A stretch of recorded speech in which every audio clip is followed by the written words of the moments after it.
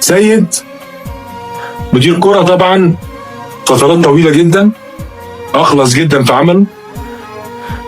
سيد قدرته دلوقتي والقدرة اللي أنا شفتها فيه من سنتين تجعله أو تخليه يساهم بقوة في صنع القرار واتخاذه، مش تنفيذه. هو كان منفذ، النهارده هو خبراته الكبيرة يقدر ياخد القرار، يقدر يتابع تنفيذه.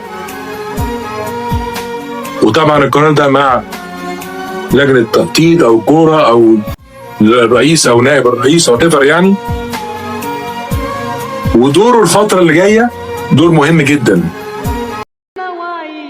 يا حبيبي يا اسمراني، يا اسمراني اللون حبيبي يا اسمراني، يا اسمراني اللون حبيبي الاسمراني.